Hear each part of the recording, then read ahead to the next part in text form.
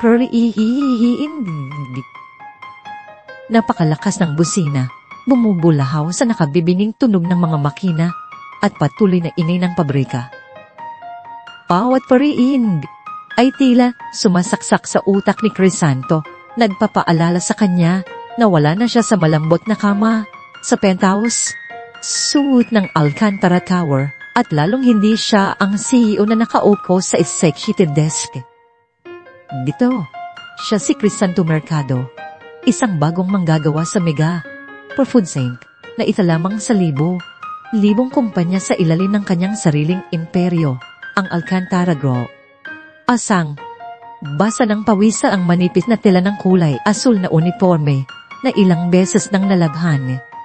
At ang amoy ng harina, karne at kung anong kemikal sa bodega ay bumabarot sa kanya.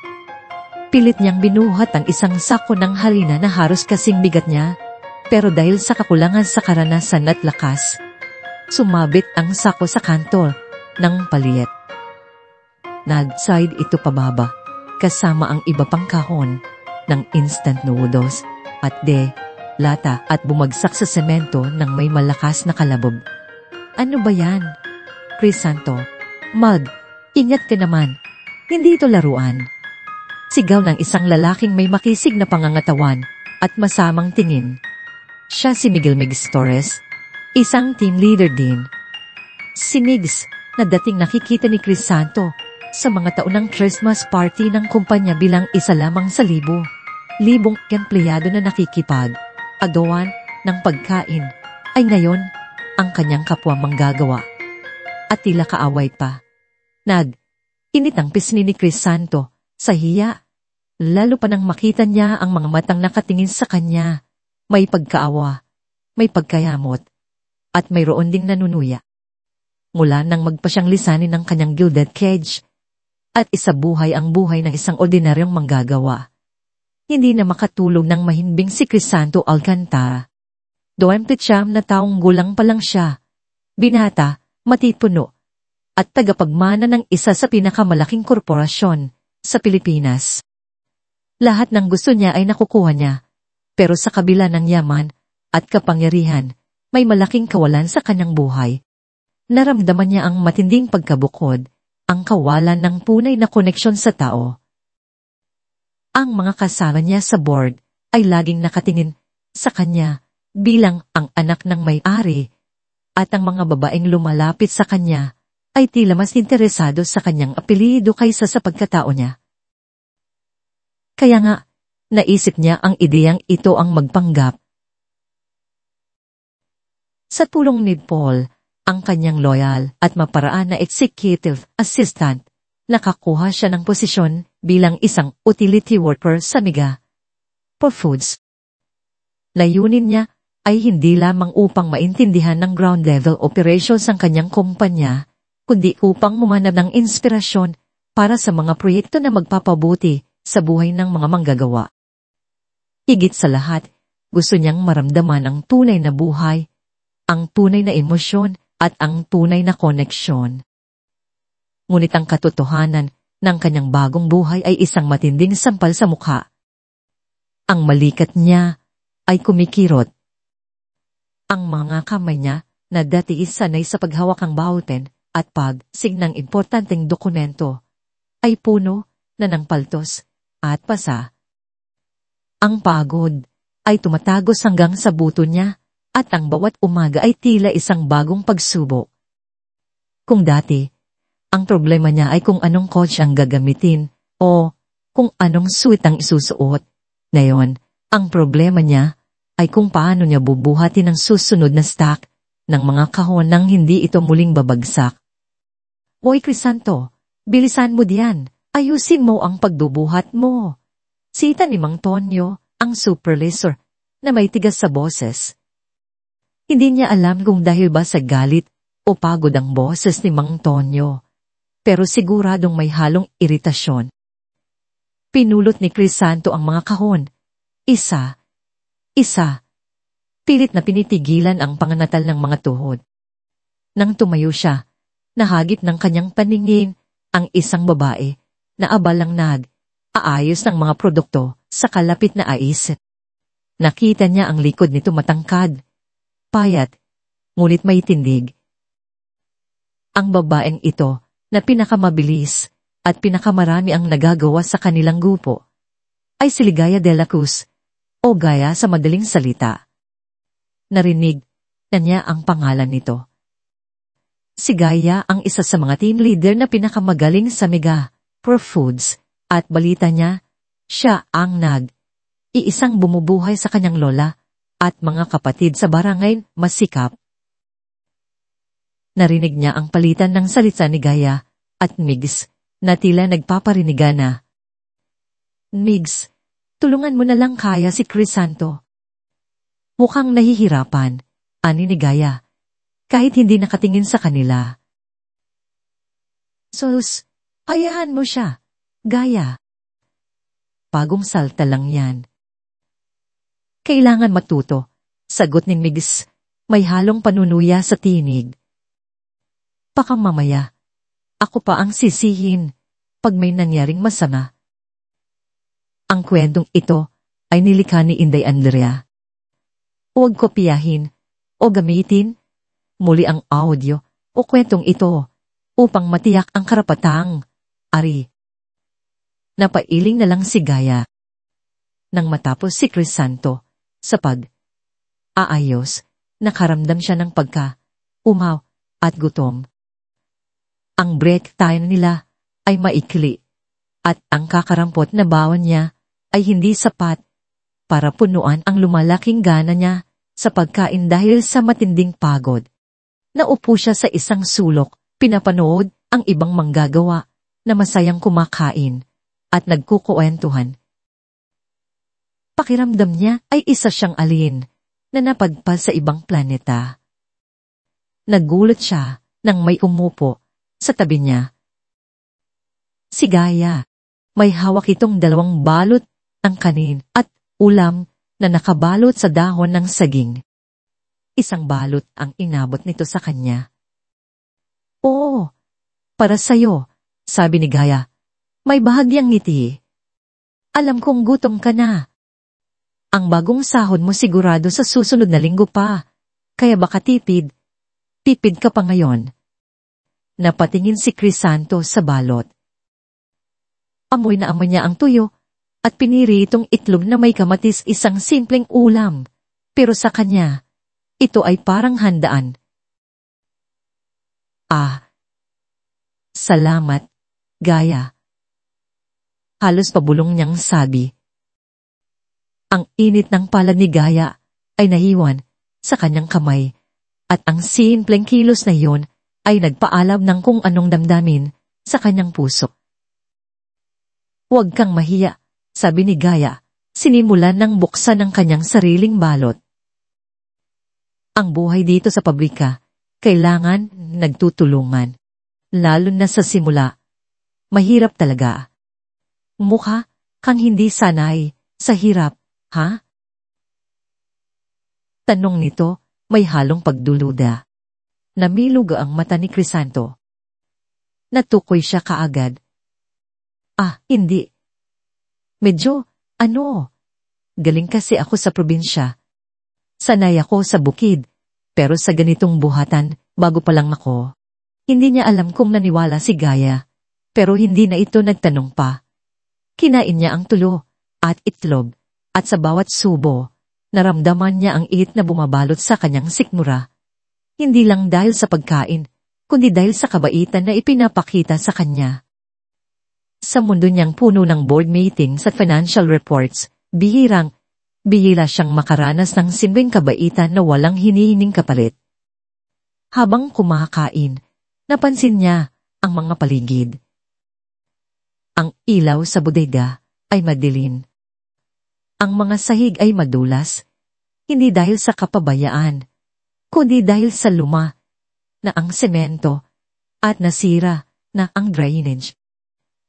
Ang mga gamit ay luma. Kahit ang mga forklift na ginagamit nila ay halatang pinaglumaan na. Ang mga manggagawa ay pawis na pawis. Ang kanilang mga uniforme ay may mansya at punit na. Ang mga ito ay mga bagay na hindi niya nakikita sa kanyang quarterly reports o sa mga presentasyon ng kanyang mga manager. Ang lahat ng impormasyon na natatanggap niya sa kanyang opisina ay puro numbers at gratis, hindi ang human experience sa likod ng mga iyon. Naramdaman niya ang kurot sa kanyang puso. Ang mga taong ito na bumubuhay sa kanyang kumpanya ay nabubuhay sa ganitong kondisyon. Sila ang nagpapagal, nagbubuhos ng pawis at dugo para kumita ang kanyang kumpanya, para lumaki ang kanyang yaman. Pero sila, ano ang nakukuha nila? Isang maliit na sweldo nang halos hindi sapat para sa araw na pangangailangan at ang pagod na halos hindi na kaya ng kanilang katawan. Napatingin siya kay Gaya na tahimik na kumakain. Ang kanyang mga mata ay nakatingin sa malayo, tila may malalim na iniisip.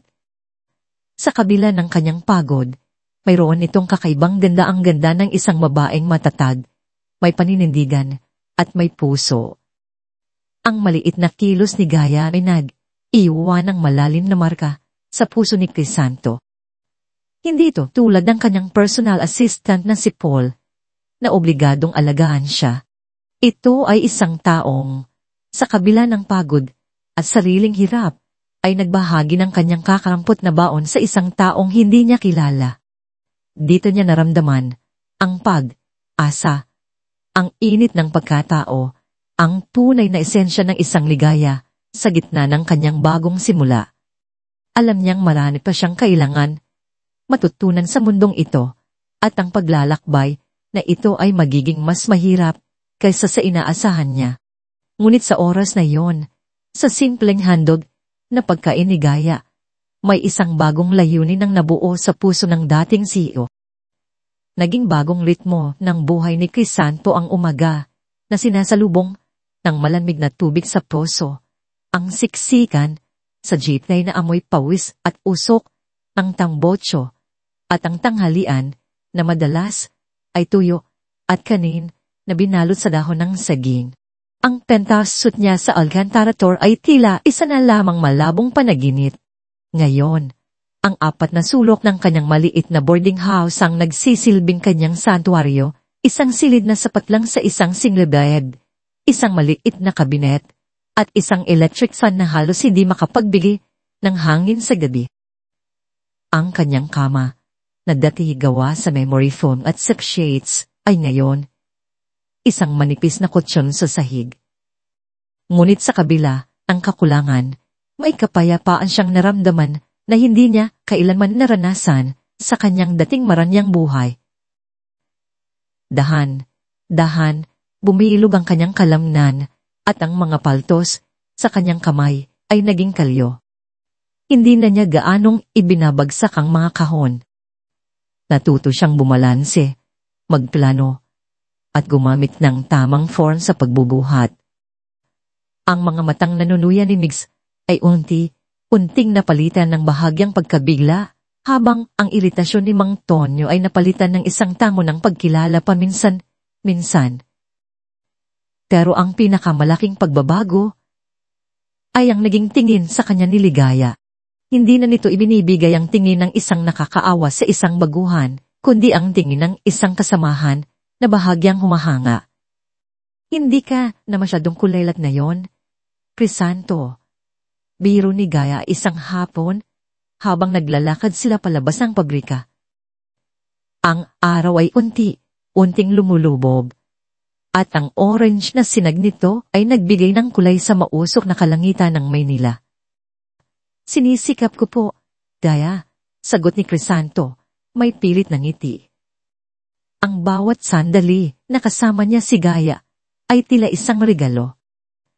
Natutunan na niyang iwasan ang jeepney na diretso sa kanyang boarding house para lang mas matagal niya itong makasabay. Madalas, sumasama siya dito sa palengke o kaya'y umuupo sa isang tabi at pinapanood ito habang namimili ng mga gulay at isda para sa kanilang hapunan. Hindi mo naman kailangan po sa akin, ani Gaya, tumatawa. magkaedad lang tayo. O, baka mas matanda ka pa nga.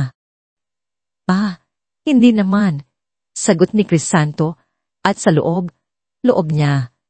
Pakiramdam niya mas matanda siya sa kanyang edad dahil sa bigat ng responsibilidad na pinapasa niya bilang CEO. Ngunit mas bata rin siya sa pananaw niya sa mundo ngayon. Nasanay lang. Kaya, saan ka na naman didiretso, Gaya? Sa palengke pa rin. Tulad ng dati, sagot nito, may bahagyang pagod sa tinig. Kailangan maghanda ng hapunan para kay Lola Elena at sa mga bata.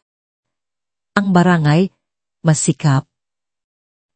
Yan ang lugar kung saan nakatila si Ligaya at marami pang ibang manggagawa mula sa Mega Pro Foods. Pagkatapos ng kanilang trabaho, madalas na inilalaan ni Crisanto ang kanyang mga gabi sa paglalakad sa mga makitid na iskinita ng barangay masikap. Pinapanood ang buhay na umuusbong doon. Ang ingay ng mga batang naglalaro, ang amoy ng iba't ibang lutuin na nanggagaling sa bawat bahay, ang tawanan ng mga kapitbahay na nagkukuwentuhan sa harap ng kanilang mga pintuan.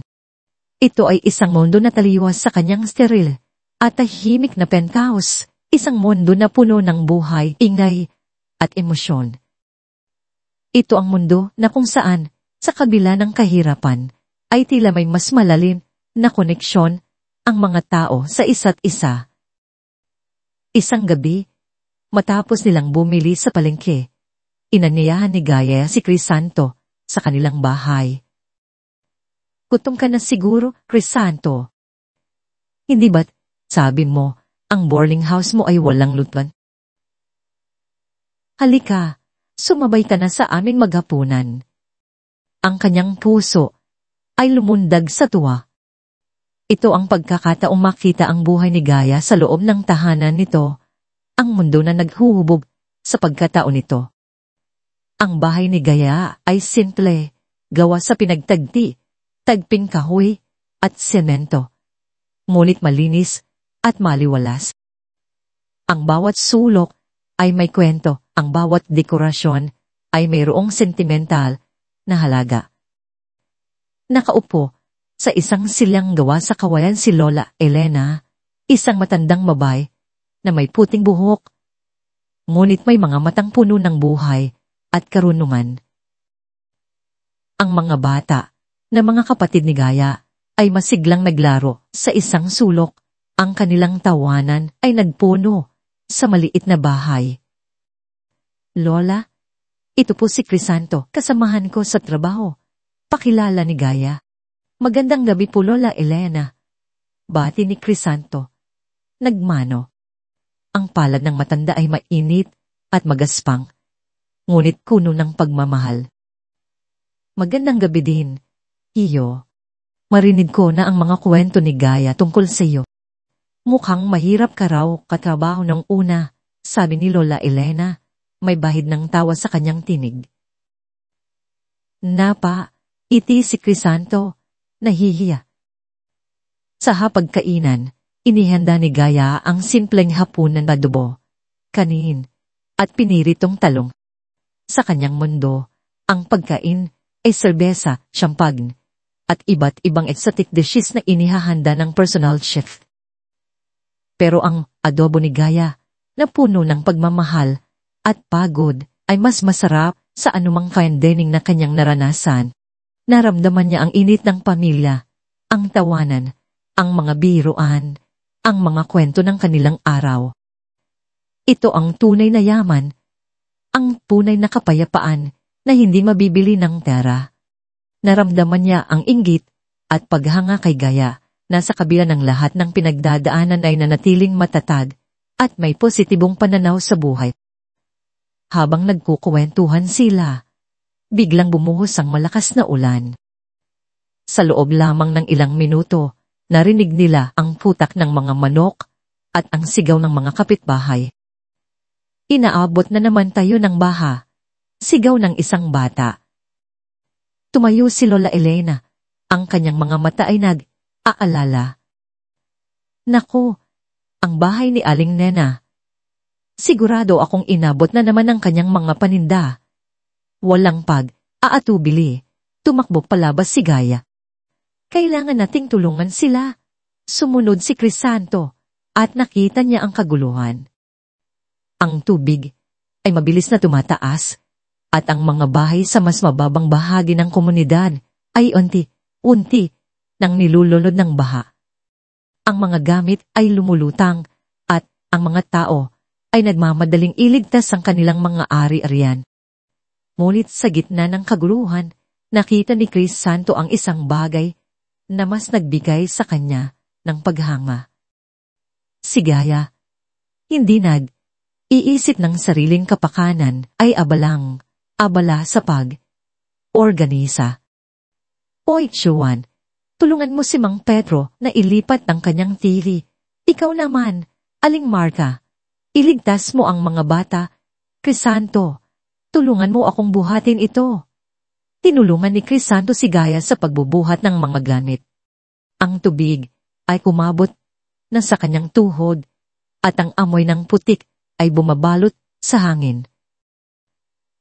Ngunit hindi niya inalintana ang hirap. Nakita niya ang bayanihan sa pinakamalinis nitong anyo. Ang bawat isa ay tumutulong, walang hinihinging kapalit, dahil alam nilang ito ang tama.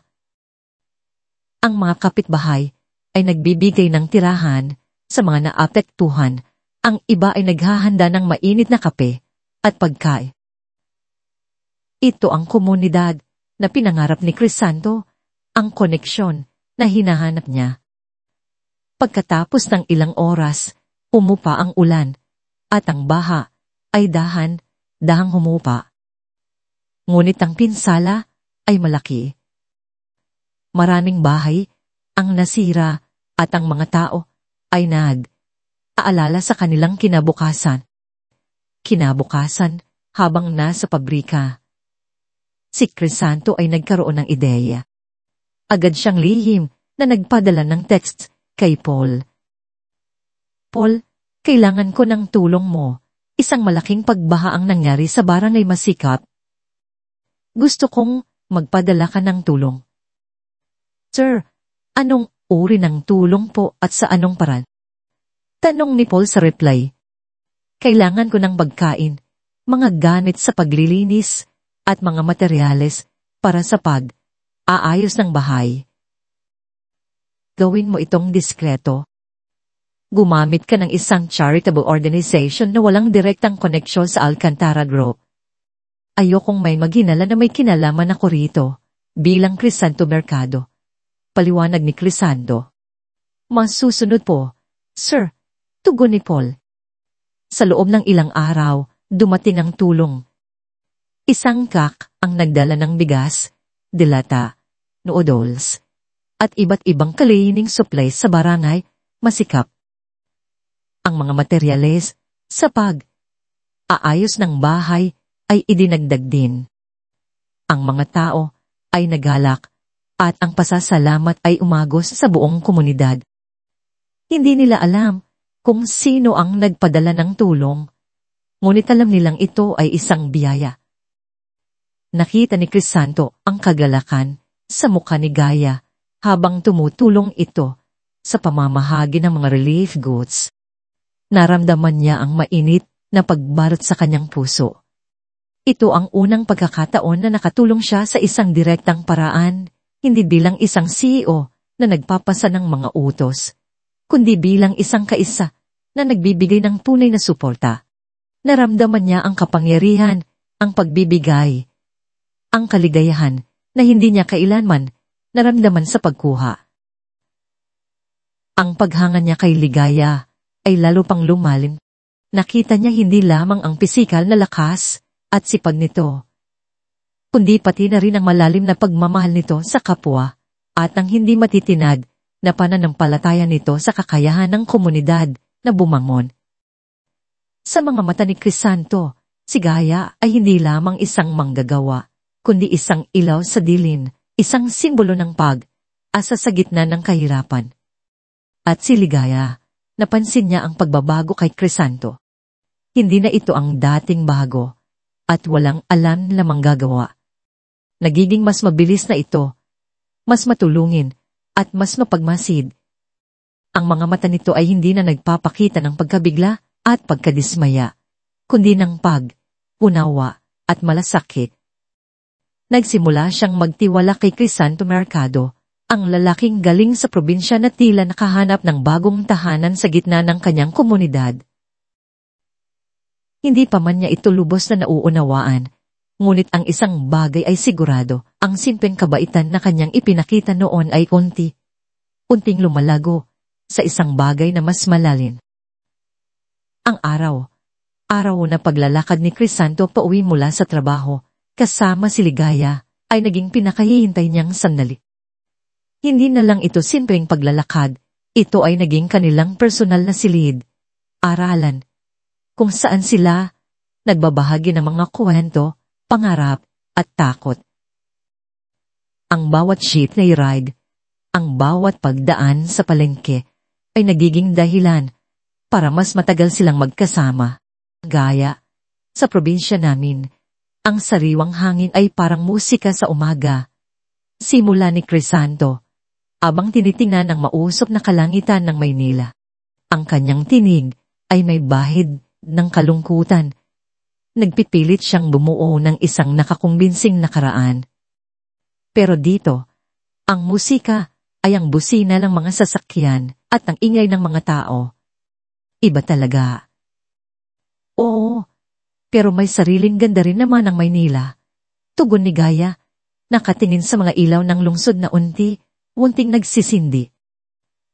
Dito, sa bawat ingay, may kwento. Sa bawat gusali, may pangarap. Malakas lang talaga ang loob mo kung dito ka magtatayo ng pangarap mo. Ikinuwento ni Crisanto ang kanyang buhay sa probinsya kung paano siya nagsumika para makapunta sa Maynila, ang mga sakripisyo ng kanyang pamilya. Isang pamilya na hindi naman niya talaga kinikilala sa tunay niyang buhay. Ang bawat detalye ay isipan niya ng mabuti. Inaluan ng mga tunay na damdamin ng pagiging baguhan sa isang komunidad na puno ng hamon.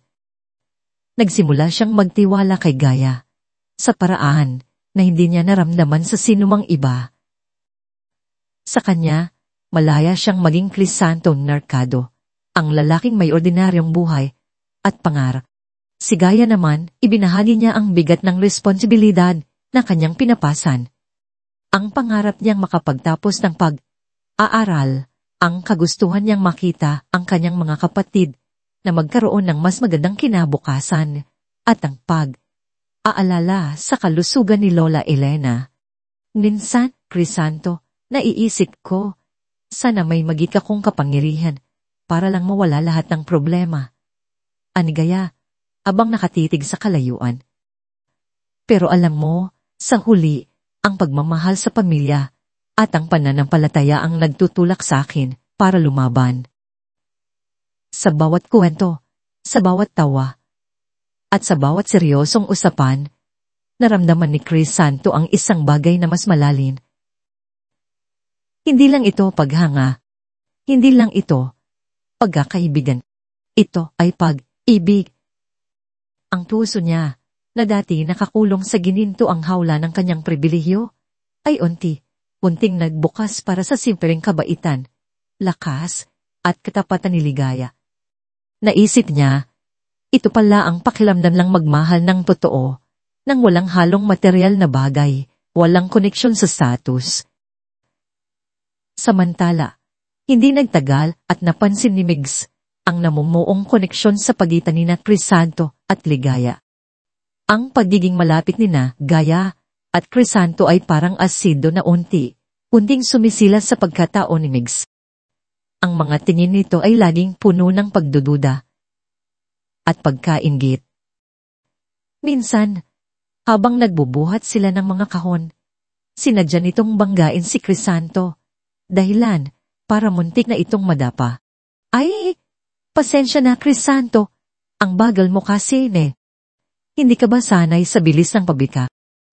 Sarkastikong sabi ni Migs habang nagpapalitan ng tingin sa iba pang kasamahan na ang ilan ay nakanisi rin. Hindi lang sa pisikal na paraan, gumagambala si Migs. Nagsimula itong magpakalat ng mga bulungan sa loob ng pabrika, at maging sa balangay masikap. Alam niyo ba, itong si Crisanto, ang daming tanong sa lahat ng bagay, bulong nito sa isang grupo ng manggagawa, habang nagkakape sa break time. Parang ang dami niyang alam, pero ang bagal namang kumilos. Baka may tinatago yan. Oo nga, sabat ng isang kasamahan. Tapos, ang dami niyang ginagawa para lang mapansin ni Gaya. Nakarating ang mga bulungan kay Ligaya. Ngunit sa hali na pagdududahan si Crisanto, ipinagtanggol niya ito. Bakit? Ano naman, kung nagtatanong siya, ang tawag doon ay pagiging matalino. At ano kung tumutulong siya? Ibig sabihin, may puso siya. Kaysa naman sa iba diyan na walang ginawa, kundi manira ng kapwa, matapang na sagot ni Ligaya, nakatingin ng diretso kay Migs, na biglang nanahimik. Ang pagtitiwala ni Ligaya kay Crisanto ay mas matibay pa sa iniisip ni Migs, at ang kanyang pagtatanggol ay lalo pang nagpatibay sa damdamin ni Crisanto para sa kanya. Sa loob ng pabrika, habang puspusan ng paggawa, ang isip ni Crisanto ay hindi lang nakatuon sa pagbubuhat ng kahon. Bilang isang CEO, sanay siya sa pag-aanalisa ng mga data, paghahanap ng mga inefficiencies, at pagtuklas ng mga irregularidad. Kahit nakasuot siya ng ordinaryong uniforme, ang kanyang utak ay gumagana pa rin bilang isang top executive. Napansin niya ang ilang maliliit na bagay na, sa paningin ng ordinaryong manggagawa, ay normal na lamang. May mga kahon ng mga sangkap na tila mas magaan kaysa sa dapat. May mga supli na madalas ay kulang sa bilang o kaya ay may kalidad na kaduda-duda. Ang mga makina ay madalas na nagkakaaberya at ang mga replacement parts ay tila matagal dumating o hindi tugma. Ang mga manggagawa mula sa mga subcontractor na gumagawa ng mga gawain tulad ng paglilinis o simpleng pag-aayos ay tila mas mababa ang sahod kumpara sa minimum wage, ngunit ang bayad naman ng mega pro-food sa subcontractor ay tila malaki. Isang araw, habang nag-aayos sila ng mga materyales, narinig ni Crisanto ang isang usapan ng dalawang manggagawa. Grabe, ang liit ng sahod natin sa agency na to, sabi ng isa. Dapat yata, mas mataas pa, mas malaki naman ang singil ni Mr. Reyes sa mega pro. Pero ang sa atin, kakarampot. Nagkunwari si Crisanto na hindi nakikinig, ngunit ang pangalang Sir Reyes ay umalingaw sa kanyang isip. Sir Reyes, ang pangalan na ito ay pamilyar.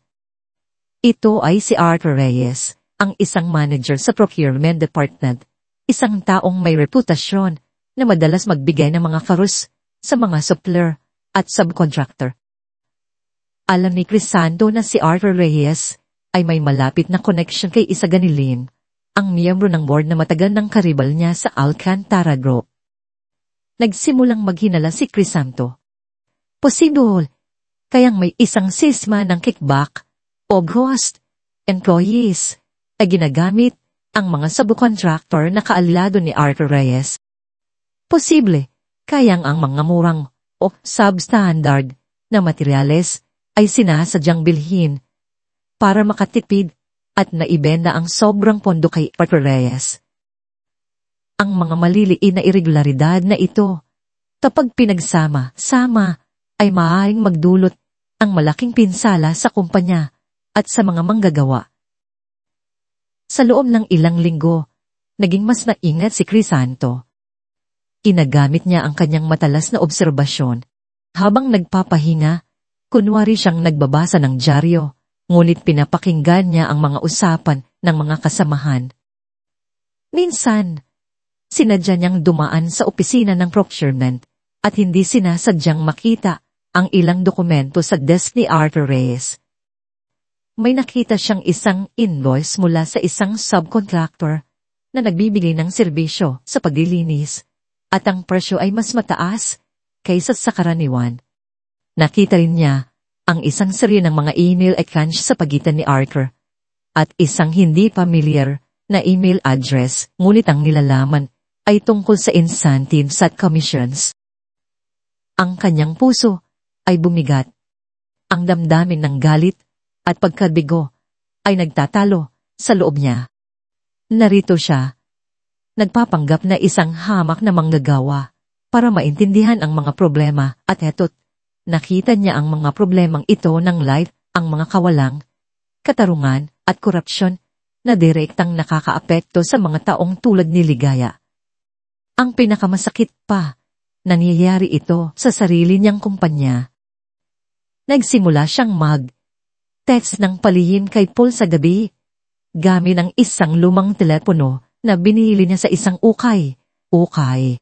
Paul, kailangan kong malaman ng lahat ng detalye tungkol sa mga subcontractor ng Mega Profoods, lalo na yung konektado sa procurement department sa ilalim ni Arthur Reyes. At tingnan mo rin ang mga financial reports nila sa nakaraang 2 taon. Hanapin mo ang anumang irregularidad sa mga invoices at payros, utos ni Crisanto. Sir, malalim po yan. Posibleng may kinalaman si Isaganilin dito. Tugon ni Paul, na tila aalala. Alam ko, Paul, sagot ni Crisanto. Kailangan nating maging maingat. Ayokong may maghinala sa kahit anong paraan. Gawin mo ito ng lihim. Kung may makahanap ng anumang koneksyon sa akin, itatandi natin. Ipasa mo lang sa akin ang impormasyon sa isang secure na paraan. Ang bawat piraso ng ebidensya na natuklasan niya sa pamamagitan ng sariling obserbasyon at sa tulong ni Paul ay nagdudulot ng matinding panloob na hidwaan.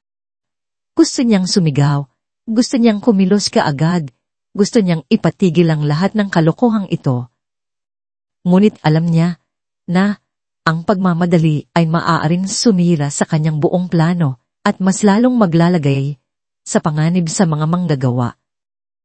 Kailangan niya ng sapat na ebidensya para tuluyan silang gibain. Kailangan niyang maging Crisanto Mercado, ang mahirap na manggagawa na may pusong nagmamahal sa kapwa upang mas maintindihan ang bigat ng kawalang katarungan. Sa gabi, habang nakahiga siya sa kanyang manipis na kutsyon, tiningnan ni Crisanto ang kisame.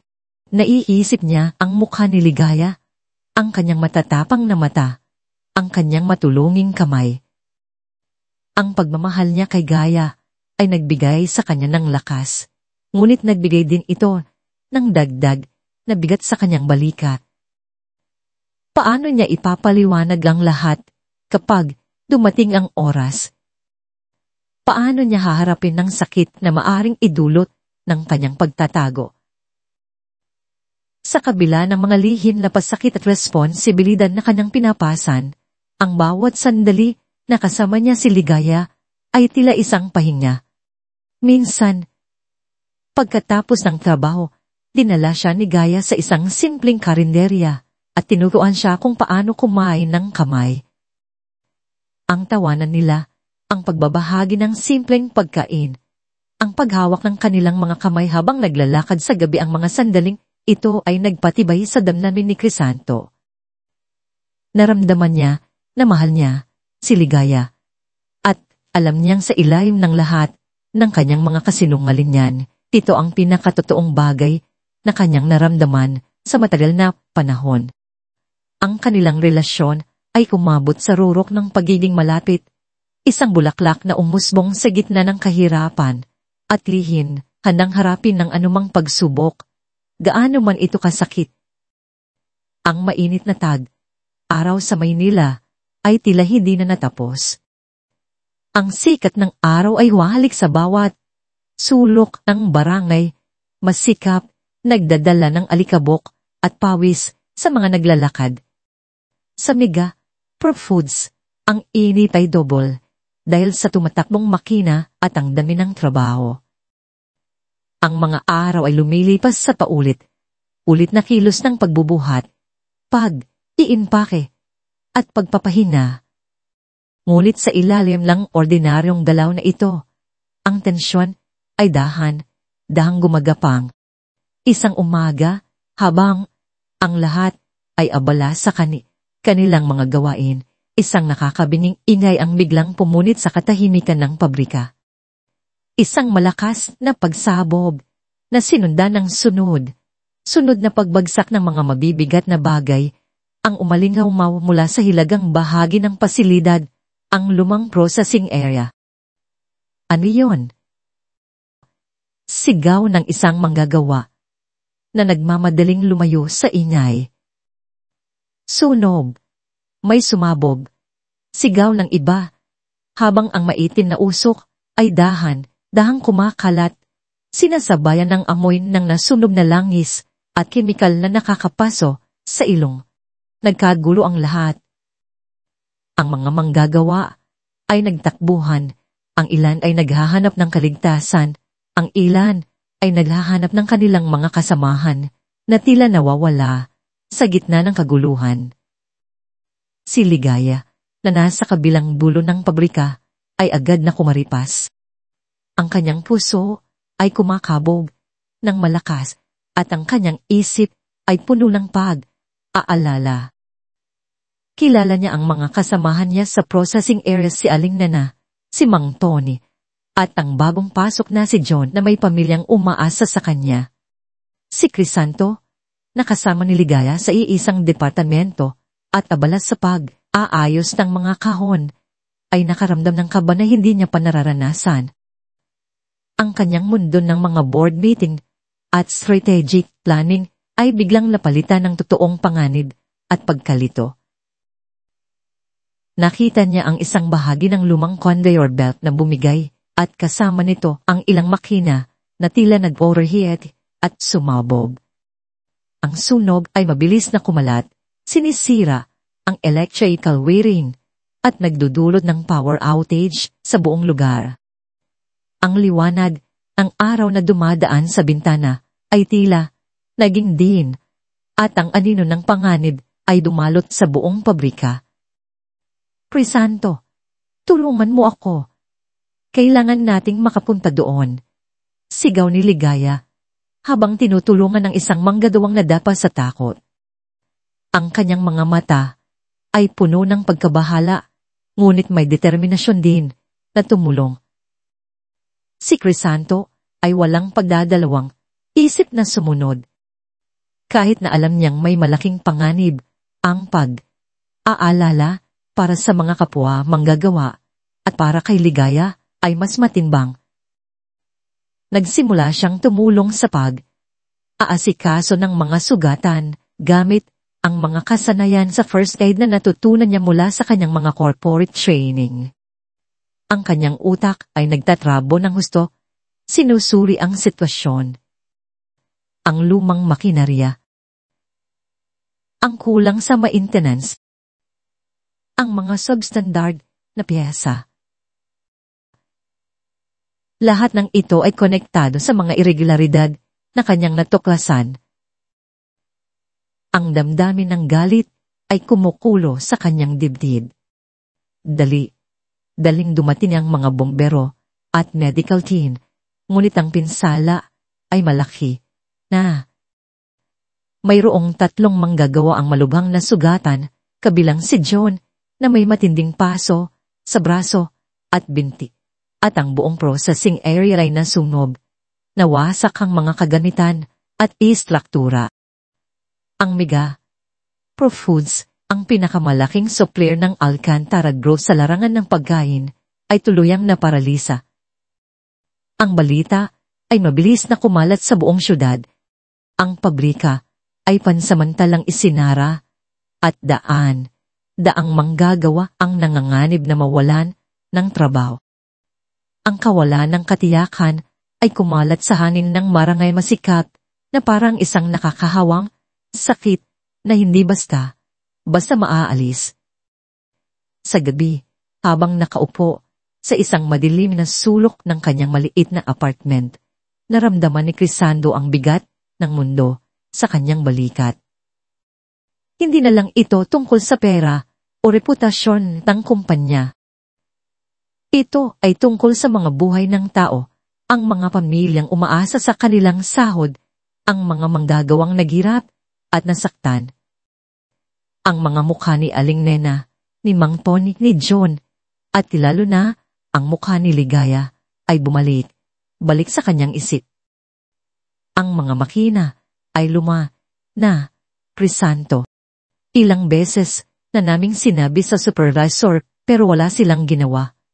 Sabi ni Ligaya sa kanya kanina, ang kanyang tinig ay puno ng galit at hinanakit, habang ang luha ay halos kumawala sa kanyang mga mata. Tuon, nagpa siya si Crisanto. Ilang Crisanto Mercado, ang isang simpleng manggagawa, hindi siya maaaring magpakita ng anumang pambihirang kaalaman o impluensya. Ngunit bilang Crisanto Alcantara, ang CEO, mayroon siyang kapangyarihan upang kumilos. Ang problema ay paano? Dali niyang tinawagan si Paul gamit ang kanyang sekretong telepono. Ang bawat salita ay binigkas niya ng may iingat. Tinitiyak na walang bakas ng aalinlangan. Paul, kailangan mong kumilos kaagad. Kailangan nating siguraduhin na ang lahat ng nasugatan ay makakatanggap ng pinakamahusay na paggamot. Gumamit ka ng pinakamalaking ospital at siguraduhin na ang lahat ng gastos ay sasagutin ng Alcantara Group nang hindi gumagamit ng pangalan ko. Gumamit ka ng isang charitable foundation o isang anonymous donation para hindi ako direktang maiugnay. Utos ni Crisanto, ang kanyang tinig ay malamig, ngunit may determinasyon.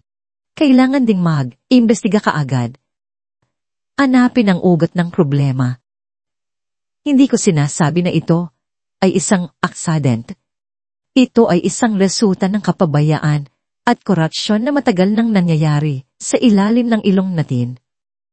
Sir, peligroso po yan. Kung malaman nila na kayo ang nagbigay ng direktiba, lalo na kung may koneksyon ito sa mga irregularidad na nakita nyo, maaaring masira ang inyong plano. Tugon ni Paul, na tila aalala sa kaligtasan ng kanyang amo at sa kanyang posisyon. Wala tayong ibang pagpipilian, Paul. Hindi ko maaaring hayaang magdusa ang mga taong ito dahil sa kapabayaan at kasakiman ng iba. Wariing sabi ni Crisanto, ang kanyang pamilyal na tinig ng CEO ay bahagyang lumitaw. At siguraduhin mo na may sapat na pondo para sa mga manggagawa na pansamantalang mawawalan ng trabaho. Kailangan nilang may makain habang isinasara ang pabrika. Maghanap ka ng paraan upang release ang emergency funds nang hindi ako direktang iniugnay.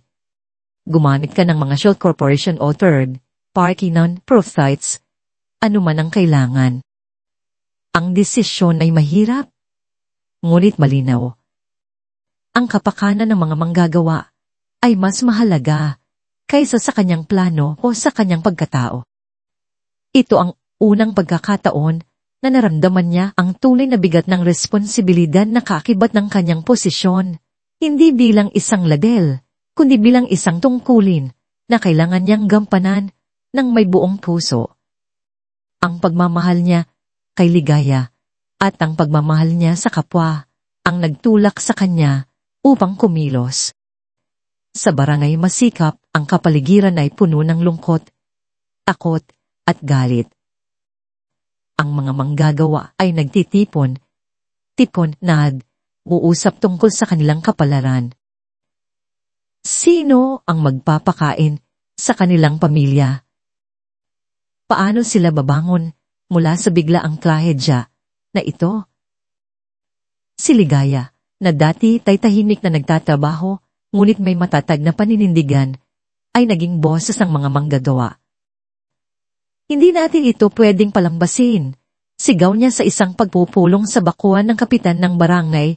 Ang kanyang tinig ay malakas at malinaw sa kabila ng pagod at sakit na nararamdaman. Ilang beses na nating sinabi na luma na ang mga makina. Ilang beses na nating hiniling ang maayos na maintenance. Ngayon, may nasaktan na. May mga pamilya na ang mawawala ng hanap buhay. Ang kanyang tinig ay matatag, puno ng kapangyarihan. Ang mga mata niya ay nagliliyab sa galit, ngunit may asa pa rin na kailangan nilang lumaban. Maraming manggagawa ang sumuporta sa kanya. Ang iba ay may luha sa mata, habang ang iba naman ay may galit sa kanilang mga tingin. Kung gusto mong makinig sa mga kwentong nilikha ni Inday Andrea, mag-comment lang po. Pero, gaya, anong magagawa natin? Tanong ng isang kasamahan. Ang kanyang tinig ay halos pabulong. Makapangyarihan ng kumpanya. Pakalalo lang tayong masisante at mawalan ng anumang makukuhang benepisyo. Hindi, sagot ni Ligaya. Ang kanyang kamay ay nakakuyom. May kalapatan tayo. Kailangan nating ipakita sa kanila na hindi tayo takot. Kailangan nating ipaglaban ang ating mga karapatan sa ligtas na trabaho at patas na kompensasyon. Hindi tayo basta pwedeng balewalain. Sa gitna ng mga nagkakagulong manggagawa, naroon si Crisanto. Nakikinig siya sa bawat salita ni Ligaya at nakaramdam ng paghanga sa lakas at tapang nito. Ito ang Ligaya na kinagigiliwan niya ang ilaw sa dilim, ang boses ng asa. Ngunit sa kanyang puso, naroon din ang sakit at bigat ng kanyang lihin. Siya ang CEO ng kumpanyang nagdulot ng gulo at hindi siya maaring kumilos bilang siya. Nilapitan niya si Ligaya pagkatapos ng pulong, habang ang mga manggagawa ay unting lumalakad pa uwi. Gaya, tama ka. Hindi natin ito pwedeng palampasin, sabi niya. Ang kanyang tinig ay mahina, ngunit may katiyakan. Pero kailangan nating maging matalino, hindi lang basta sigaw. Kailangan natin ng ebidensya at tamang proseso para maging matagumpay ang ating laban. Ebidensya. Anong ebidensya? Anong niligaya? Ang kanyang mukha ay puno ng asa na naghahanap ng kasagutan. Crisanto, ano ang dapat nating gawin? Sa mga sumunod na araw, naging anino si Crisanto sa likod ni Ligaya. Hindi siya direktang nagpakita ng anumang pamumuno, ngunit patuloy siyang nagbibigay ng payo, na parang isang eksperto na nagkukunwaring may alam lang dahil sa kanyang karanasan sa buhay at sa kanyang pagbabasa ng mga balita. Alamin mo kung sino ang responsible sa maintenance, bulong niya kay Ligaya habang naglalakad sila pauwi mula sa pulong. Tignan mo ang mga lumang records, ang repair. Mayroon bang mga work order na hindi na aksyonan? Hanapin mo ang mga kopya ng purchase orders ng mga piyesa.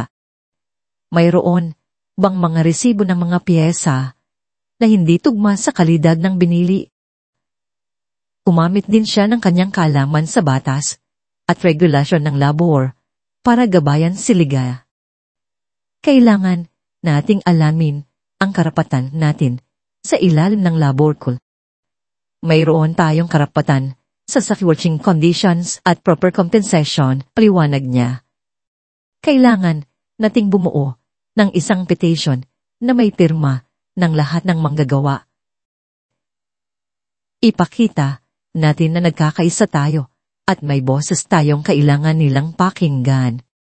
Sa pamamagitan ng kanyang mga payo, si Ligaya ay unting naging mas epektibo. Nagsimula siyang magsaliksik sa mga lumang record, usap sa mga kasamahan at nangangalap ng mga piraso ng impormasyon na magpapatunay sa kanilang mga reklamo. Ang kanyang tapang ay sinamahan ng katalinuhan at unti siyang naging isang makapangyarihang boses ng pagbabago, isang tunay na lider ng komunidad. Ang bawat tip ni Crisanto ay sinasala niya sa kanyang isipan, tinitiyak na hindi ito magpapahalatang galing sa isang CEO. Gumamit siya ng mga pangkalahatang termino, mga common sense na payo na maaaring sabihin ng sinumang may lohika at malasakit. Ang pagiging malapit niya kay Ligaya ay nagbigay sa kanya ng aksas sa loob ng grupo ng manggagawa na kanyang ginagamit para sa pag-oobserba at pagkuha ng datos na hindi niya makukuha bilang CEO. Habang abala ang mga manggagawa sa paglaban para sa kanilang mga karapatan, ang isang panig ng Alcantara Group ay abala rin sa sarili nitong drama.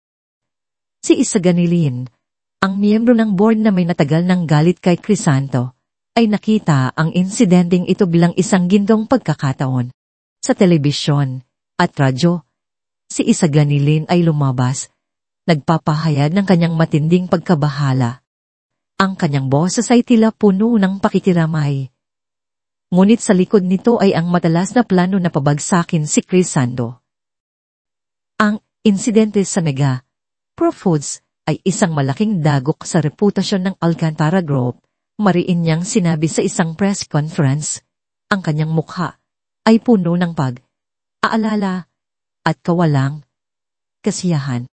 Ito ay malinaw na epekto ng mahinang pamamahala at kawalan ng kakayahan ng kasalukuyang CEO, si Crisanto Alcantara.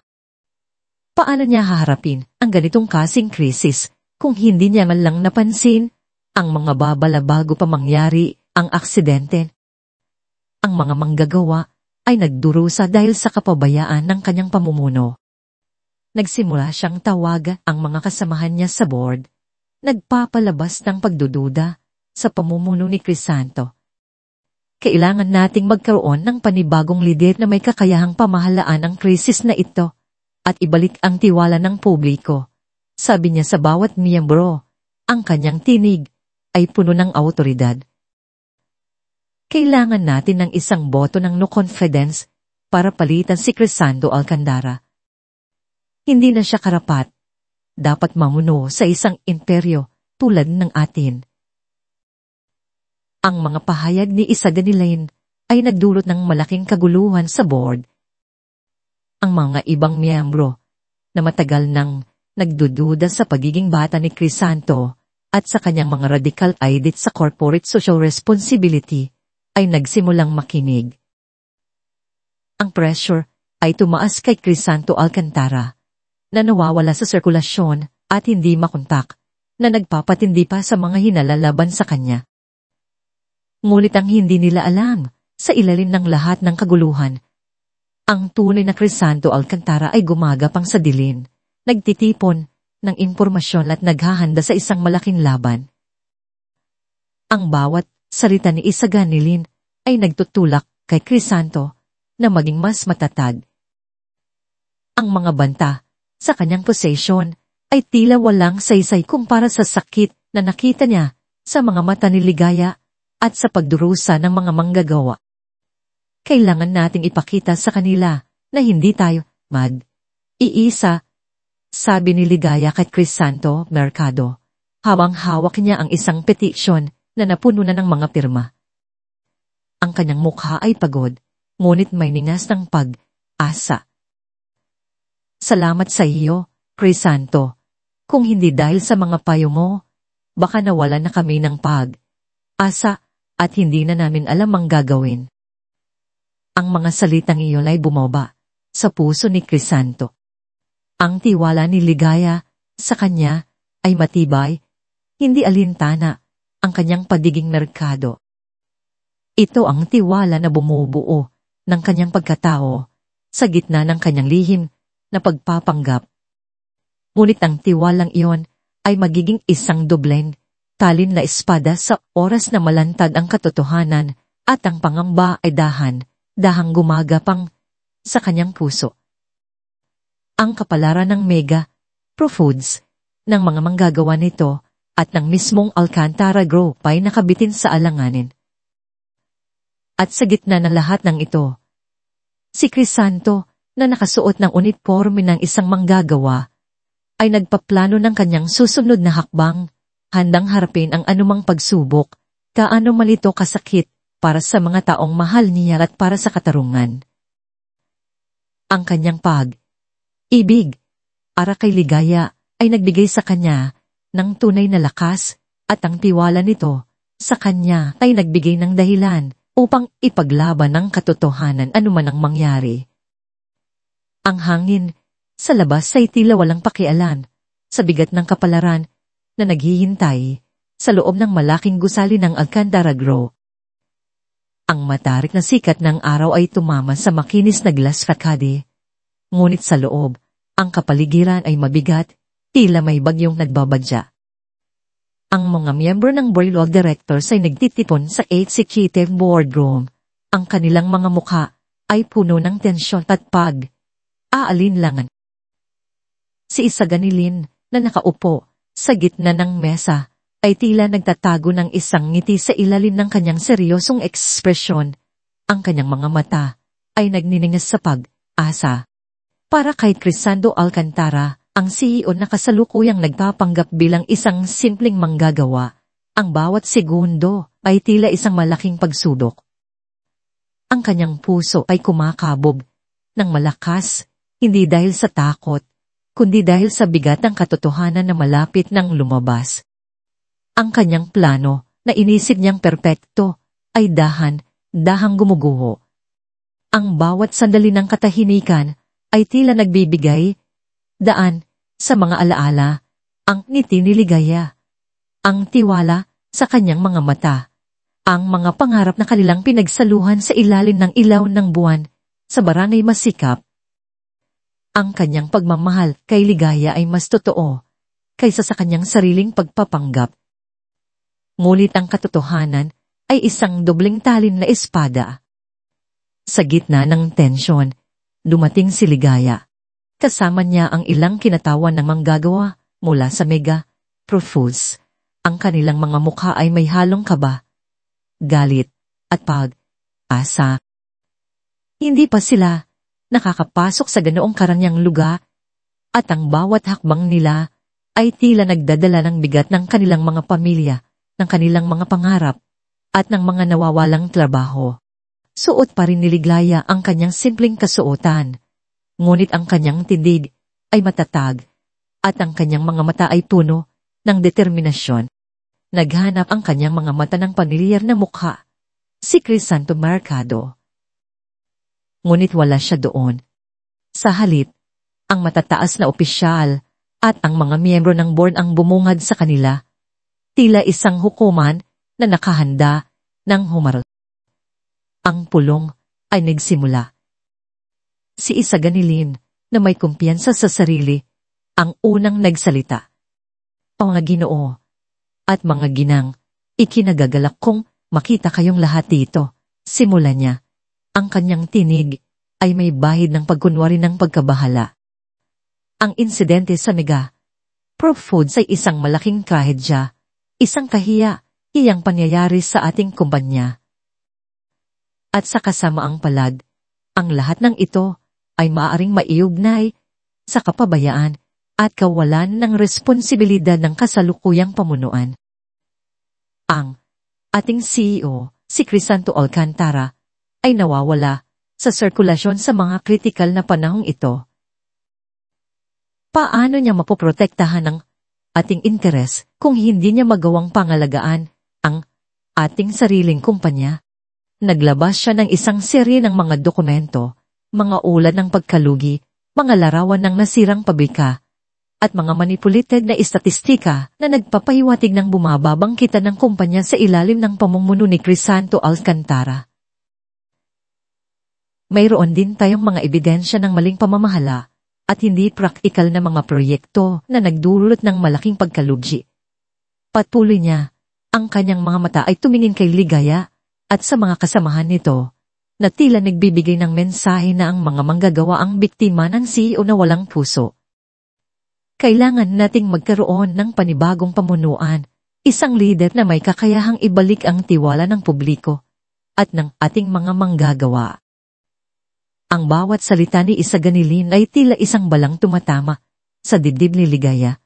Nais niyang sumigaw, nais niyang ipaliwanag na hindi ito ang buong katotohanan. Si Crisanto Mercado, ang lalaking nagbigay sa kanya ng pag-asa at nagturo sa kanya kung paano lumaban, ay hindi ganoon. Ngunit paano niya ipagtatanggol ang isang tao na wala doon upang ipagtanggol ang kanyang sarili?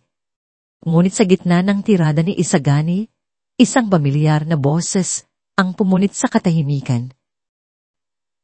Tama ka, Isagani. Kailangan natin ng bagong pamunuan. Ngunit hindi ang uri ng pamunuan na iyong inaalok. Lumingon ang lahat. Sa pintuan, nakatayo si Crisanto Alcantara. Ngunit hindi na siya ang Crisanto Mercado na kilala ni Ligaya. Siya ay nakasuot ng isang mamahaling suit. Ang kanyang buhok ay maayos at ang kanyang tinig ay may kapangyarihan. Ngunit sa kanyang mga mata, mayroong isang bagay na kakaiba, isang malalim na sakit at isang determinasyon na hindi matitinag. Ang reaksyon ni Ligaya ay hindi maipaliwanag. Ang kanyang mga mata ay lumaki sa pagkabigla. Si Crisanto, ang CEO. Hindi ito maaaring mangyari. Ang kanyang puso ay biglang bumigat at ang kanyang isip ay tila na wala ng kakayahang mag-isip. Lumakad si Crisanto Alcantara sa gitna ng silid. Ang kanyang tingin ay matalim na tumama kay Isaganilin. Sa loob ng ilang buwan, ako ay nabuhay bilang Crisanto Mercado. Sabi niya, ang kanyang tinig ay malinaw at matatag. Isang manggagawa sa Mega Pro Foods. Isang kapitbahay sa barangay Masikap. Isang kaibigan. Isang mahal. Ang huling salita ay tila isang bulong at ang kanyang mga mata ay dahang tumingin kay Ligaya na ang mukha ay namumutla. At bilang Crisanto Mercado, nakita ko ang katotohanan na hindi ko nakita bilang CEO. Naglabas siya ng isang folder na puno ng mga dokumento. Ito ang mga ebidensya na kanyang tinipon, ang mga lumang maintenance log na nagpapakita ng hindi na aksyon ng mga reklamo, mga kopya ng purchase orders na nagpapakita ng pagbili ng mga substandard na piyesa na ipinasa bilang branded, mga testimonyal ng mga manggagawa na pinilit na manahimik. Ang lahat ng ito ay hindi aksidente, Isagani. Ito ay resulta ng kapabayaan, kasakiman at korupsyon na iyong sinusuportahan. Ang mukha ni Isaganilin ay biglang nagbago mula sa kumpiyansa tungo sa pagkabigla at galit. Kalokohan. Sino ka para magsalita ng ganyan? Ang pagpapanggap mo ay isang kahiyang iskandalo. Sigaw ni Isagani na sinusubukang itago ang kanyang pagkabahala. Ang aking pagpapanggap ay naglantad ng katotohanan, sagot ni Crisanto. Ang taong responsable sa pagtanggap ng mga substandard na piyesa na nagdulot ng insidente ay si Manager Reyes, na sa kasama ang palag, ay malapit sa iyo, Isagani. Mayroon din akong mga bank statement at mga sulat na nagpapakita ng mga irregularidad sa paglipat ng pondo na direktang konektado sa iyo at sa mga charitable foundations na iyong ginagamit para sa iyong mga personal na interes. Ang bawat salita ni Crisanto ay tila isang putsilong tumatama sa puso ni Ligaya. Hindi niya marinig ang mga detalye ng korupsyon. Ang tanging naririnig niya ay ang pangalan Crisanto Alcantara. Ang kanyang Crisanto, ang Crisanto Mercado na minahal niya, ay isang malaking kasinungalingan. Ang lahat ng kanilang pinagsaluhan, ang lahat ng kanyang pagtitiwala ay naging abo. Tumayo si Ligaya. Ang kanyang mga kamay ay nanininig. Crisanto. Ang kanyang boses ay nanginginig sa galit at sakit. Ano ito? Lahat ng ito ay kasinungalingan. Ang lahat ng iyong sinabi, ang lahat ng iyong ginawa. Niloloko mo lang ba kami? Umarap si Crisanto sa kanya. Ang kanyang mga mata ay puno ng paghihinayang. Ligaya, hindi. Ang mga damdamin ko para sa iyo ay totoo. Ang intensyon ko ay totoo. Kailangan kong gawin ito upang malaman ang katotohanan. Anong katotohanan? Crisanto. Sigaw ni Ligaya, ang kanyang luha ay dahang bumaba sa kanyang pisngi. Ang katotohanan na ikaw ay isang mayaman na naglalaro sa buhay namin. Ang katotohanan na ginamit mo lang kami para sa iyong sariling layunin. Ang katotohanan na ang bawat salitang sinabi mo ay isang kasinungalingan. Ang tiwala ko. Ang tiwala naming lahat. Paano mo nagawa ito sa amin? Ang mga manggagawa na kasama ni Ligaya ay nagulat din. Ang ilan ay nagulat sa pagiging mapanlinlang ng CEO. Ang ilan ay natatakot sa maaaring mangyari sa kanila dahil sa paglaban sa kumpanya. Ngunit ang karamihan ay nakaramdam ng pagtataksil, ang lalaking pinagkatiwalaan nila, ang lalaking nagbigay ng pag-asa sa kanila ay ang mismong taong may ari ng kumpanyang nagdulot ng kanilang pagdurusa. Hindi ko kayo ginamit. Ligaya, sagot ni Crisanto. Ang kanyang tinig ay mahina. Nagpanggap ako upang makita ang mga problemang hindi ko nakita mula sa itaas. Upang marinig ang inyong mga boses na hindi nakarating sa akin. Upang malaman ang sakit na inyong nararamdaman. At ang lahat ng aking nakita, ang lahat ng aking natutunan ay nagpapatunay na may malalim na problema sa loob ng kumpanyang ito. At kailangan ko itong ayusin. Ayusin. Umalakak si Ligaya. Ang kanyang luha ay patuloy na bumabagsak. Paano mo aayusin ang mga buhay na sinira mo? Paano mo paayusin ang tiwala na winasak mo? Ano, Crisanto? Gagawin mo kaming mga chartikas? Bibigyan mo kami ng pera at sasabihin mo na ayos na ang lahat? Ang kanyang mga salita ay tila isang sumpa. Tumatagos sa puso ni Crisanto. Alam niyang ito ang mangyayari. Alam niyang masasaktan niya si Ligaya. Ngunit ang sakit na nararamdaman niya ngayon ay mas matindi pa sa kanyang inaasahan. Ang mga miyembro ng board ay nagbubulungan. Ang iba ay nagulat sa paglantad ng korupsyon. Ang iba ay aalala sa reputasyon ng kumpanya. Si Isaganilin ay nakatayo doon. Ang kanyang mukha ay puno ng galit at takot. Alam niyang natapos na ang kanyang laro. Tatanggapin ko ang lahat ng batikos, Ligaya, sabi ni Crisanto. Ang kanyang mga mata ay nakatitig sa kanya, puno ng pagsisisi. Tatanggapin ko ang lahat ng galit. Ngunit ipinapangako ko sa iyo, sa inyong lahat, na aayusin ko ito. Hindi lang para sa kumpanya, kundi para sa inyo. Para sa bawat manggagawa na nagtiwala at nasaktan. Para sa bawat pamilya na umaasa. Ngunit huli na, ang tiwala ni Ligaya ay winasak. Ang kanyang puso ay nabasag.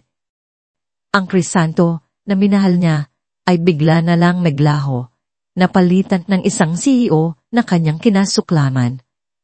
Tinalikuran niya si Crisanto. Ang kanyang mga mata ay puno ng pagkasukam. Hindi ka namin kilala, sabi niya. Ang kanyang tinig ay nanininig. Hindi ka namin pinagkakatiwalaan. Lumabas siya ng silid, kasama ang ibang manggagawa na tila may dalang malaking bigat sa kanilang mga balikat. Ang mga pangarap nila ay tila naglaho na, kasama ang pag-asa na ibinigay sa kanila ng lalaking nagngangalang Crisanto Narcalo. Naiwan si Crisanto. Nakatayo sa gitna ng silid, ang kanyang mga mata ay nakatitig sa pintuan na iniwan ni Ligaya. Ang kanyang tagumpay sa paglantad ng korupsyon ay naging isang malaking trahedya sa kanyang personal na buhay. Ang lahat ng kanyang pagpapanggap ay nagdulot ng sakit sa taong pinakamamahal niya. Ngayon, kailangan niyang harapin ang bunga ng kanyang desisyon, hindi lang bilang isang CEO, kundi bilang isang lalaking nawasak ang puso. Ang kanyang paglalakbay ay nagsisimula pa lamang at ito ay magiging mas mahirap kaysa sa kanyang inaasahan. Ang pagkalantad ng katotohanan ay tila bagyo nang humagupit sa lahat. Para kay Crisanto, gaano man kalalim ang subat sa kanyang puso dahil sa pagkawala ni Ligaya. Alam niyang hindi siya pwedeng bumigay. Ang kapangyarihan niya bilang CEO ay nagbigay sa kanya ng kakayahang kumilos at kumilos siya ng walang pag-aalinlangan. Agad niyang ipinatawag ang kanyang pinagkakatiwalaang legal at executive team. Ang mga ebidensyang mainat niyang nakalap bilang Crisanto Mercado ay hindi mapapasubalian at sapat upang linisin ang kanyang pangalan at ng kumpanya. Sa loob lamang ng ilang araw, agad na sinibak sa pwesto at kinasuhan si Isaganilin at ang kanyang mga kasapakat. Ang mga pangalang inilabas ni Crisanto ay kinabibilangan ng mga nakaposisyon sa gitna at mataas na antas ng pamamahala na matagal nang nagpapayaman sa sarili mula sa dugo at pawis ng mga manggagawa. Walang awa si Crisanto sa mga taong gumamit ng kanyang pagiging CEO upang manlinlang at manggansyo. Nagpatawag siya ng press conference, hindi lang upang ipahayag ang pagbabago sa pamunuan, kundi upang humingi ng paumanhin sa publiko. Nakatayo siya sa harap ng mga kamera. Ang kanyang mga mata ay nagpapakita ng pagod, ngunit matatag. Hindi ko ipinagmamalaki ang pamamaraang aking ginamit. Wika niya, ang kanyang tinig ay may bahid ng pagsisisi, ngunit malinaw. Ngunit kinailangan kong gawin ito upang maibunyag ang katotohanan at ilantad ang bulok na sistema na matagal nang nagpapahirap sa aming mga empleyado. Bilang CEO, nabigo akong makita ang mga problemang nakaukit sa pundasyon ng sarili nating kumpanya. Nabigo akong pakinggan ang mga boses ng mga taong bumubuo nito. Ngunit ngayon, nakita ko na, naramdaman ko na, at nangangako akong maayusin ko ang lahat. Hindi na muling mangyayari ang ganitong kapabayaan at katiwalian sa ilalim ng aking pamumuno. Inihayag niya ang malawakang pagbabago, agarang pagtaas ng minimum wage para sa lahat ng manggagawa sa Mega, Pork Foods at iba pang subsidiary, pinabuting benepisyo kabilang ang mas malawak na healthcare coverage at educational assistance para sa mga anak ng empleyado. Komprehensibong pagsusuri sa mga saketi protocol na may mga bagong pamantayan na mas mataas pa kaysa sa iniaatas ng batas, at ang pagtatatag ng Alcandara Community Empowerment Fund, isang direktang tugon sa mga pangangailangan na kanyang nasaksihan sa mga lugar tulad ng Barangay Masikap. Tiniyak din niyang ang bagong manager ng Mega Pork Foods ay isang taong kilala sa integridad at pagmamalasakit sa mga empleyado. Isang tunay na leader na galing din sa hanay ng mga manggagawa. Nagulantang ang mundo ng negosyo. Mayroong mga pumuna sa kanyang pamamaraan at nagtanong sa etika ng kanyang pagpapanggap, ngunit marami, lalo na ang publiko at ang mga simpleng manggagawa, ang pumuri sa kanyang tapang at katapran. Pagaman maingat ang reaksyon ng stock market, mayroong malinaw at malaking asa na naramdaman sa hanay ng mga manggagawa ng kumpanya. Ang mga benepisyong ipinatupad niya ay higit pa sa inaasahan na nagpapakita ng tunay niyang hangarin na itama ang mga mali. Subalit si Ligaya ay bingi sa mga papuri at sa mga balita ng pagbabago. Gumuho ang kanyang mundo. Ang lalaking kanyang minahal ang Crisanto Mercado na nagbigay sa kanya ng pag-asat at nagturo kung paano lumaban, ay naglaho na palitan ng isang makapangyarihan at mapaninlang na CEO na nagtago sa likod ng isang balakayo. Ayaw niyang sagutin ang mga tawag ni Crisanto o makita ito. Ang paunang gula ay naging isang malalim at lumalalang sugat ng pagtataksal. Bawat alaala ni Crisanto Mercado ngayon ay tila isang kasinungalingan, isang maingat na inayo sa balakayo para sa sariling interes. Ang mga biro, ang mga pangarap, ang mga pagbabahagi ng buhay, lahat ng iyon ay tila nawalan ng kabuluhan. Paano niya nagawa ito, Lola? Tanong ni Ligaya sa kanyang Lola Elena isang gabi, habang nakaupo sila sa beranda ng kanilang munting bahay. Ang dilim ng gabi ay tila sumasalamin sa kadiliman ng kanyang puso. Ang mga bituin ay kumikinang sa itaas, ngunit ang kanyang mundo ay tila walang ilaw. Lahat ng pinaniwalaan ko, puro kasinungalingan pala. Ginawa niya lang kaming mga tanga.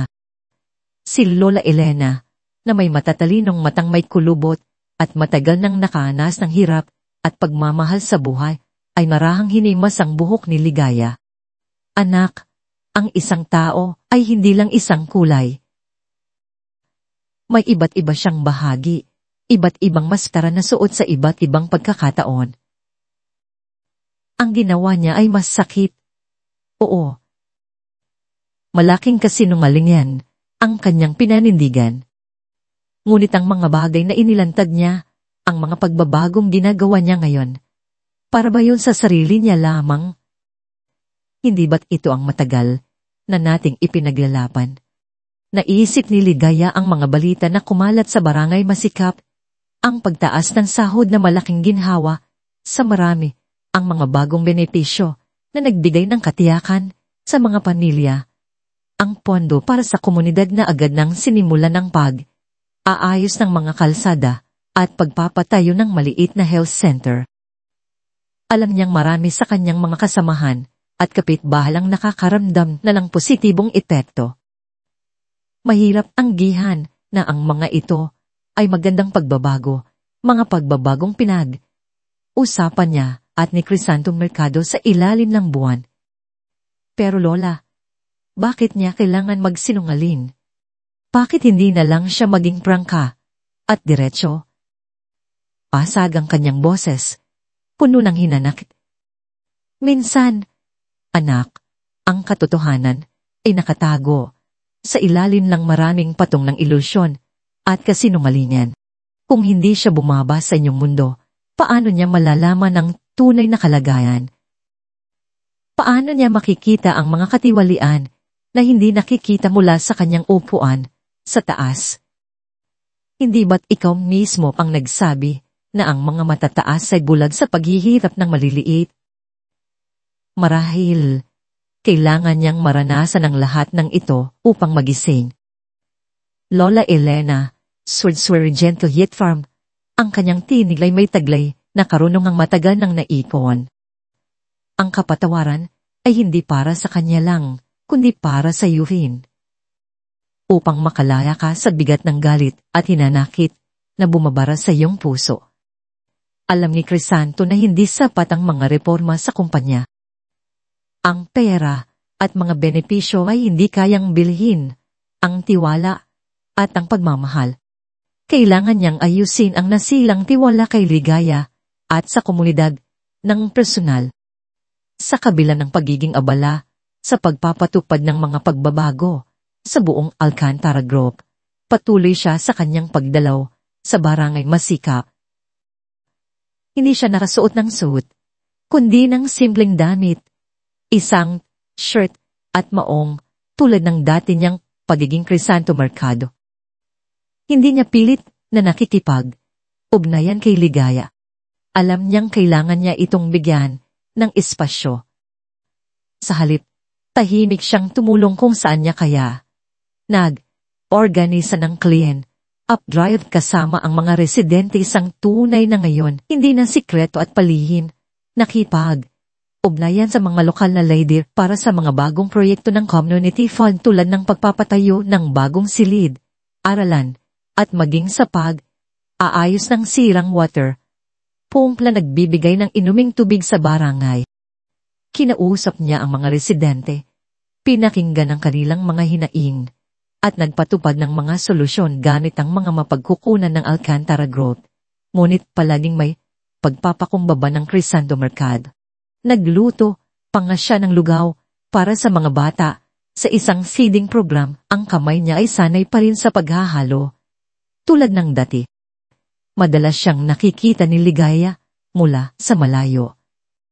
Ang tanawin ay nagdulot ng halong emosyon, galit, sakit, ngunit mayroon ding lumalaking kuryosidad at isang kislap ng dating pagmamahal. Hindi siya sumusuko. Ipinapakita niya, hindi lang sinasabi na nagmamalasakit siya. Hindi niya ito ginagawa para magpasikat, kundi para makatulong. Ang mga salita ni Lola Elena ay patuloy na umaalingaw sa kanyang isip. Ang mga linggo ay naging buwan. Ang mga positibong pagbabago sa loob ng Mega, Pro-Foods at Barangay Masikap ay hindi maitatanggi. Ang dating magulo at maingay na pabrika ay naging maayos at ligtas. Ang dating naghihirap na barangay ay unti-unting bumabangon. Isang hapon, si Crisanto ay tumutulong sa pamamahagi ng school supplies na inisponsor ng Alcantara Fund sa lokal na community center. Naroon si Ligaya, nagmamasid, malayo pa rin, ngunit hindi nagalit. Ang kanyang mga mata ay sinasadyang tumitingin sa mga kilos ni Crisanto. Nang kumunti ang tao, nilapitan siya ni Crisanto. Ligaya, mahina ang kanyang boses, nag-aalilangan, tila humihingi ng permiso. Lumingon si Ligaya. Hindi mabasa ang kanyang ekspresyon. Crisanto, sagot niya, kakaiba na ang pangalan sa kanyang dila. Hindi na Mercado. Ang bawat tunog ay tila nagbabalik ng mga alaala. Pwede ba tayong mag-usap? Saglit lang. Mukha siyang pagod, ngunit ang kanyang mga mata ay nagtataglay ng nagmamakaawang katapatan. Alam niyang ito ang pagkakataon niya. At tubili siya. Pagkatapos ay dahang tumango. Naglakad sila patungo sa isang tahimik na sulok ng center, malayo sa mga usyoso. Alam kong galit ka, simula ni Crisanto, nakatitig sa lupa. Tila nahihiya. At tarapatan mo yan. Hindi ko kailanman inisip na madali ang pagpapatawad. Ang pagpapanggap ko, malaki ang naging epekto nito sa'yo. At para doon, Ligaya, humihingi ako ng tawad. Nanatiling tahimik si Ligaya, nakakrus ang kanyang mga braso, nakatingin sa malayo. Handa na siyang magtayo ng pader muli. Ngunit ang mga salita ni Crisanto ay tila pumapasok sa bawat lamat nito. Hindi ko ito ginawa para paglaruan ka, o sino man sa inyo, patuloy niya. Itinaas ang kanyang tingin sa kanya. Ang kanyang mga mata ay puno ng sakit at katapatan. Napakasensitibo ng mga isyu sa korupsyon at pang-aabuso. Kung lumapit ako bilang CEO, hindi nila ako pagkakatiwalaan. Hindi ko malalaman ang tunay na nangyayari sa baba. Kailangan kong makita ang lahat mula sa inyong pananaw.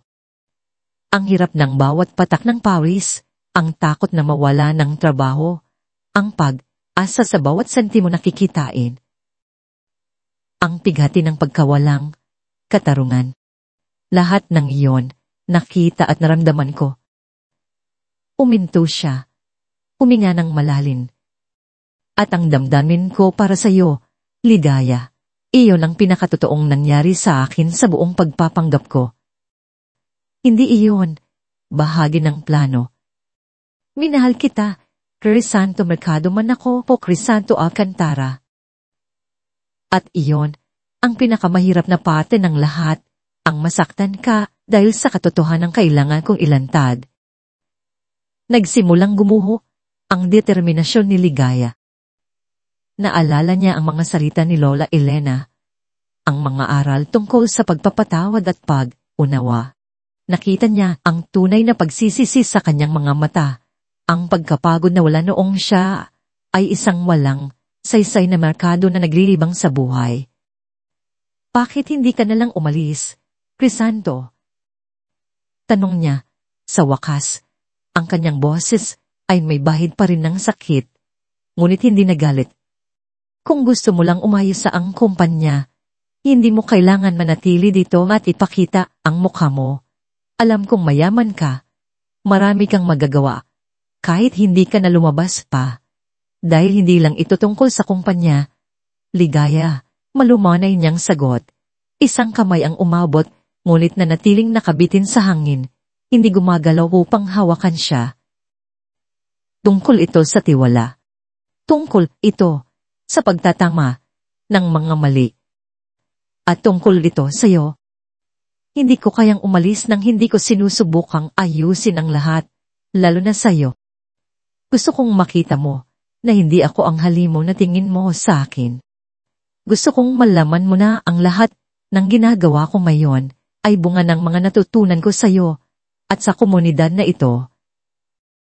Na ang bawat aral na itinuro mo sa akin bilang Crisanto Mercado ay isa sa buhay ko bilang Crisanto Alcantara.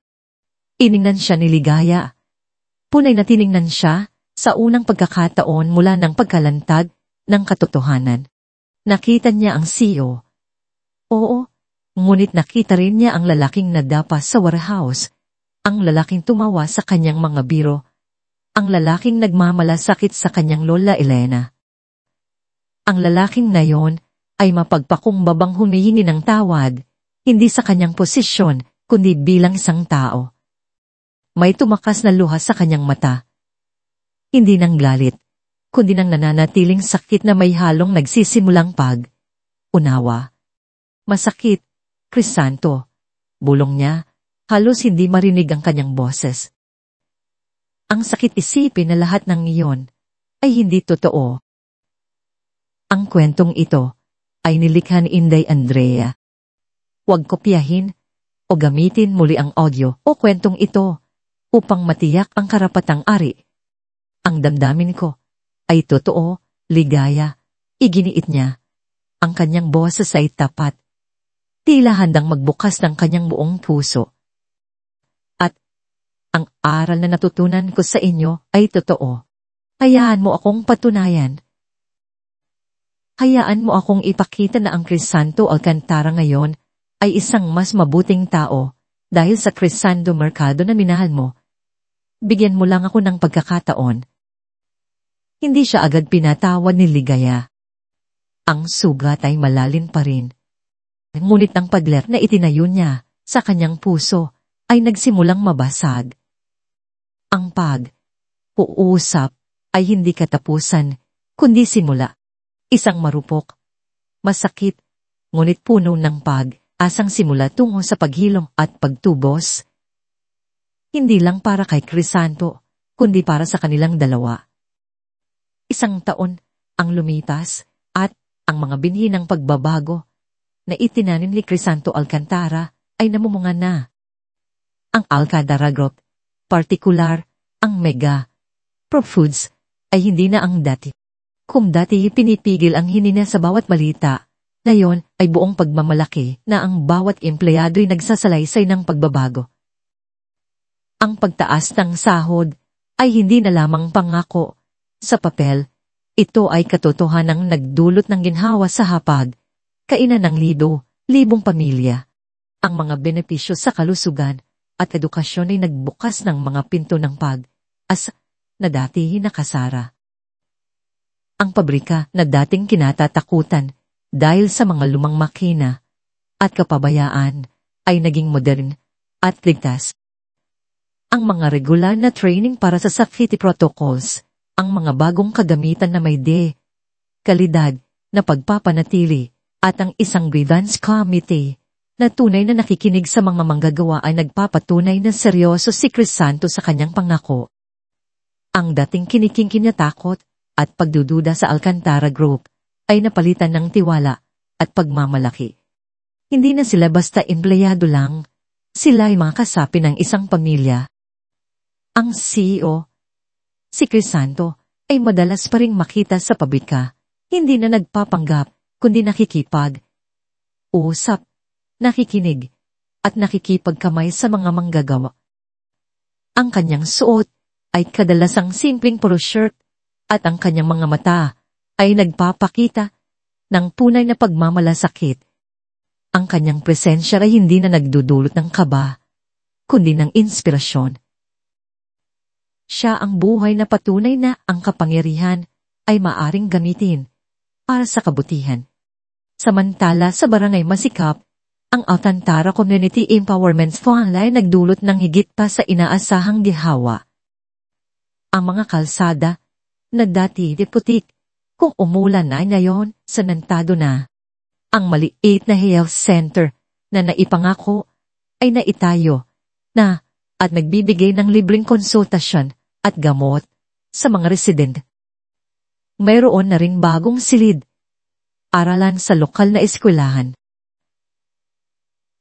Ang pamumuno ni Ligaya sa mga proyektong ito bilang isang boses ng komunidad ay hindi maitatanggi.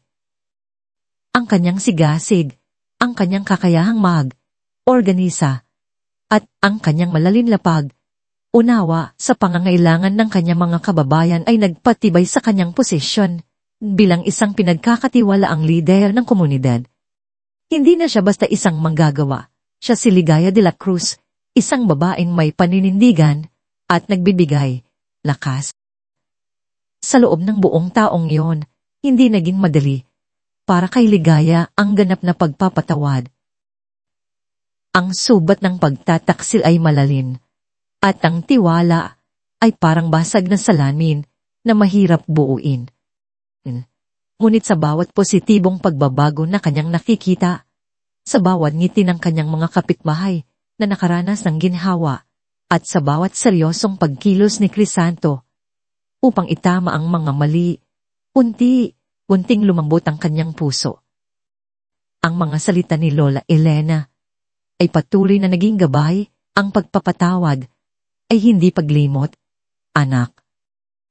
Ito ay pagtanggap na ang isang tao ay maaaring magkamali, ngunit may kakayahang magbago at matuto. Ilang buwan matapos ang kanilang huling uusap sa community center, inimbitahan ni Crisanto si Ligaya sa isang formal na tanggapan. Hindi ito upang magpaliwanag muli, kundi upang magmungkahi ng isang bagay. Ligaya, sinabi niya, ang kanyang tinig ay nagtataglay ng paggalang at pag-asa. Gusto kong magtatag ng isang bagong departamento sa Alcantara Group, ang Department of Employee and Community Welfare. Ang layunin nito ay tiyakin na ang boses ng bawat manggagawa at komunidad ay maririnig at maisasama sa aming mga patakaran. At iniisip ko, walang sinuman ang masangkot na mamuno rito, kundi ikaw. Nagulat si Ligaya. Hindi niya inasahan ng ganoong alok. Ngunit nakita niya sa mga mata ni Crisanto ang punay na pagnanais na gumawa ng tama at ang kanyang pagtitiwala sa kakayahan ni Ligaya. Matagal siyang nag-isip, nagduda at pinag-aralan ng bawat detalye. Ito ba ay isang pamamaraan lamang para mapatawad siya? O ito ba ay isang tunay na oportunidad upang lalong makatulong sa kanyang mga kababayan? Sa huli, sa ilalim ng gabay ni Lola Elena at ng sarili niyang pagnanais na makita ang patuloy na pagbabago, tinanggap niya ang alok. Ngunit hindi bilang isang simpleng empleyado. Tatanggapi ko ang posisyon, Crisanto. Sabi niya, ang kanyang mga mata ay matatag at puno ng paninindigan, ngunit bilang isang kapantay, isang kasosyo. Ang boses ko ay dapat marinig at ang desisyon ko ay dapat igalang. Hindi ako utusan, kundi isang katuwang sa pagbuo ng mas magandang kinabukasan. Ngumiti si Crisanto, isang tunay at malalim na ngiti na bihira niyang ipinakita noong siya'y isang CEO na nakakulong sa sarili niyang mundo. Iyan mismo ang inaasahan ko, Ligaya. Walang iba. At sa loob ng 6 na buwan matapos iyon, pinatunayan ni Ligaya ang kanyang sarili.